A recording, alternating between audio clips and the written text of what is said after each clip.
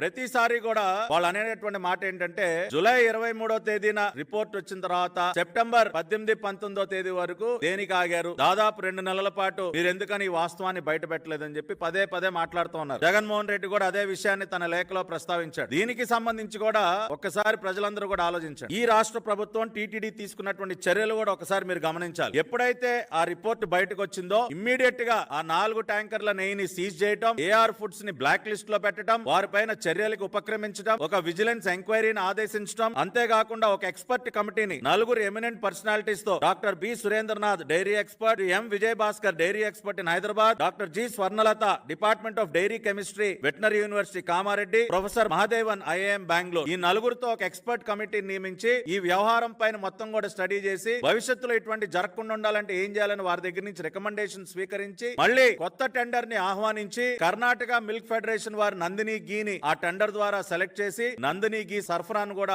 పునరుద్ధరించడం జరిగింది. అంటే ఎప్పుడైతే ఈ రిపోర్ట్ బయటకు వచ్చిందో ప్రభుత్వం దిద్దుబాటు చర్యలు ప్రారంభించింది. దిద్దుబాటు చర్యలు ప్రారంభించడమే కాకుండా దీని వెనక బాధ్యులు ఎవరు అని కనిపెట్టడానికి విజిలెన్స్ ఎంక్వైరీని ఆదేశించింది. వైవి సుబ్బారెడ్డికి నోటీసులు ఇచ్చింది, ఏఆర్ ఫుడ్స్ కి నోటీస్ ఇచ్చింది, ఏఆర్ ఫుడ్స్ ని బ్లాక్ లిస్ట్ లో పెట్టడం జరిగింది. ఇన్ని రకాలైనటువంటి కార్యక్రమాలు చేసిన తర్వాత విజిలెన్స్ డిపార్ట్మెంట్ వాళ్ళు ప్రాథమికమైనటువంటి నివేదికని రాష్ట్ర ముఖ్యమంత్రి గారికి ఇచ్చిన తర్వాత అప్పుడు రాష్ట్ర ముఖ్యమంత్రి గారు ఒక స్టేట్మెంట్ ఇచ్చారు. అది బాధ్యత గల వ్యక్తి ఎవరైనా చేసేటటువంటి పని. అది కోట్లాది మంది భక్తుల మనోభావాలకు సంబంధించినటువంటి విషయం బయటకు వచ్చినప్పుడు చాలా క్యాజువల్ గా ఎవరు మాట్లాడరండి. మొన్న జగన్మోహన్ రెడ్డి ప్రెస్ మీట్ పెట్టి మాట్లాడాడు.